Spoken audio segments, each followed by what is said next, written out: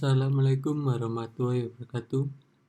Saya dari kelompok 4 ingin mempresentasikan hasil diskusi kami untuk artikel yang keempat yang berjudul studi banding tentang kinerja keuangan saham sesuai syariah dan saham konvensional di India, disusun oleh Joko Setiawan dan Akrim Hadianto.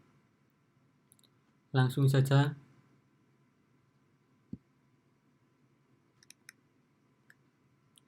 Judul dari artikel tersebut yaitu Comparative Study on Financial Performance of Sharia Compliant Stock and Conventional Stock in India.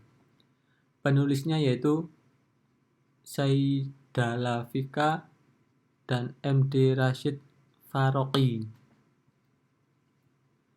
Untuk penerbitnya International Journal of Financial Management. Tahun terbit yaitu 2019.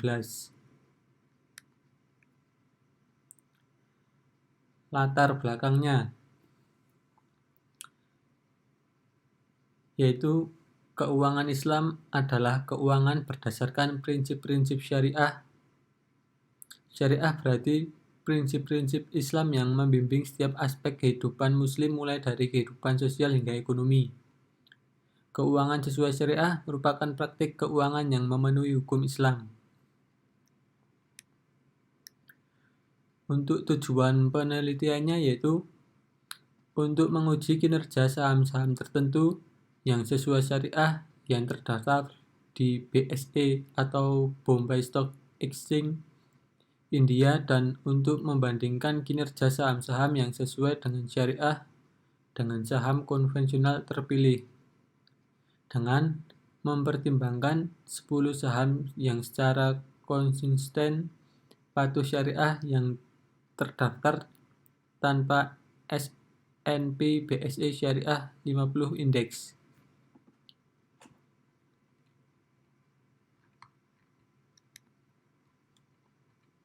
Yang selanjutnya yaitu landasan teori, takwa advisory dan solusi investasi syariah atau TASIS. BVT Ltd adalah lembaga penasihat syariah terkemuka di India. Telah merumuskan norma-norma untuk penyaringan syariah atas saham India yang secara luas diakui dan diterima di negara tersebut. Norma-norma penyaringan syariah yang dirumuskan oleh TASIS dibagi menjadi 2 langkah, yaitu yang pertama, 1. Penyaringan berdasarkan kegiatan bisnis. 2. Penyaringan berdasarkan rasio keuangan perusahaan. Selanjutnya yaitu tinjauan literatur.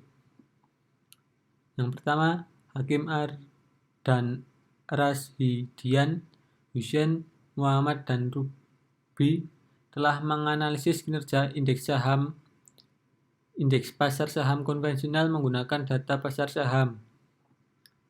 Yang kedua, Sakarni, Abdullah Bakar dan Thoib, Yusuf dan Majid mengevaluasi volatilitas dan kemampuan perkiraan indeks Islam. Studi-studi ini dilakukan di pasar modal maju, GCC dan Malaysia dan lain-lain. Yang ketiga yaitu Spence, Singer, Wong and Grau mengamati bahwa return of compliant securities yang patuh kurang volatil daripada keamanan konvensional yang menunjukkan bahwa investasi dalam saham yang sesuai syariah untuk jangka panjang adalah keputusan yang baik. Untuk data penelitian, data dalam penelitian ini berdasarkan data sekunder. Data telah dikumpulkan dari berbagai sumber sebagai laporan tahunan perusahaan, jurnal, dan situs web terkait. Data yang dikumpulkan dari sumber tersebut termasuk data keuangan dan non-keuangan. Studi ini menggunakan ukuran kinerja yang disesuaikan dengan risiko, yaitu Sharpe, Traynor, dan Jensen Alpha untuk menganalisis kinerja saham.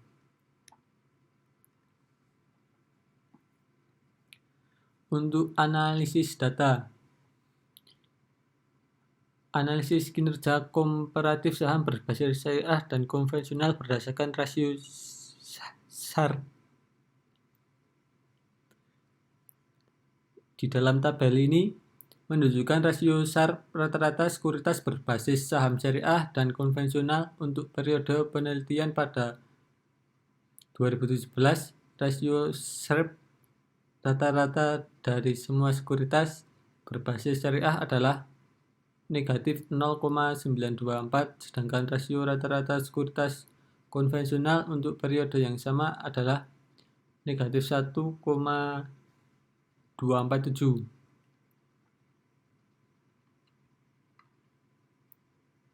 Melihat perbandingan rata-rata Sharpe dan sekuritas syariah dan konvensional, sekuritas berbasis syariah memiliki kinerja yang lebih baik untuk periode 2017. Pada 2016, rata-rata rasio Sharpe dari sekuritas berbasis syariah adalah negatif 0,799, sedangkan rata-rata Sharpe dari sekuritas konvensional adalah negatif 1,079. Rasio dari sekuritas syariah dan non-syariah dalam nilai negatif tetap relatif. Sekuritas berbasis syariah memiliki kinerja yang lebih baik daripada sekuritas non-syariah.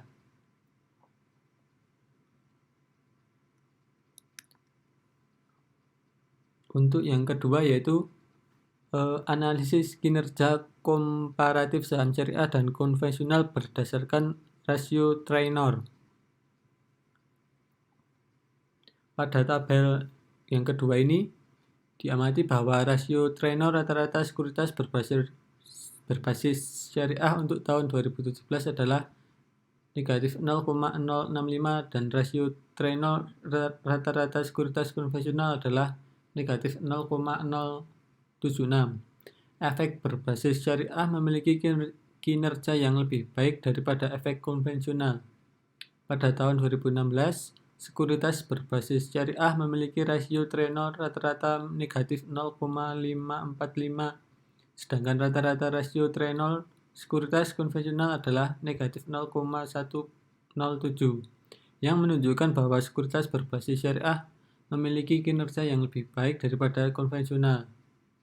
Pada tahun 2015 diamati bahwa rasio Traynor dari sekuritas berbasis syariah adalah negatif 0,180, sedangkan rata-rata rasio Traynor dari sekuritas konvensional adalah negatif 0,102. Ini jelas menunjukkan bahwa sekuritas berbasis syariah memiliki kinerja yang lebih baik daripada sekuritas konvensional.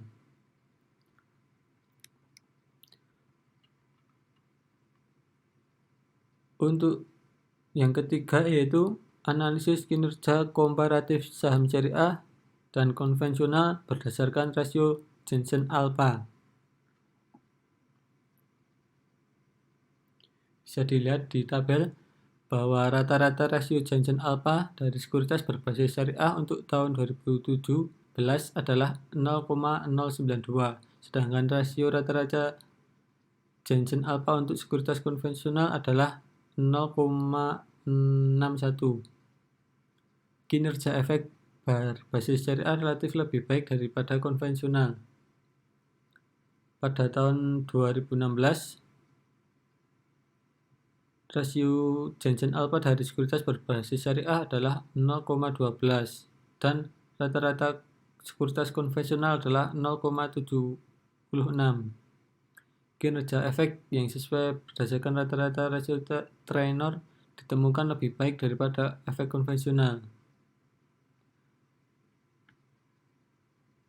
Pada tahun 2015, rata-rata rasio Jensen Alpha dari sekuritas berbasis syariah 0,075 dan rasio Jensen Alpha dari sekuritas konvensional adalah 0,53. Untuk pada tahun 2014, rata-rata rasio Janssen Alpha dari sekuritas berbasis syariah adalah 0,084, sedangkan rasio Janssen Alpha untuk periode yang sama adalah 0,105.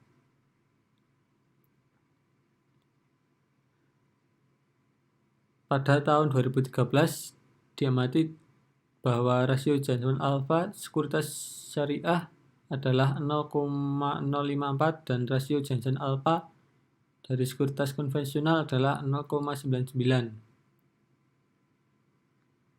Melihat rasio dihitung dari sekuritas berbasis syariah dan konvensional, sekuritas konvensional memiliki kinerja yang lebih baik daripada sekuritas berbasis syariah.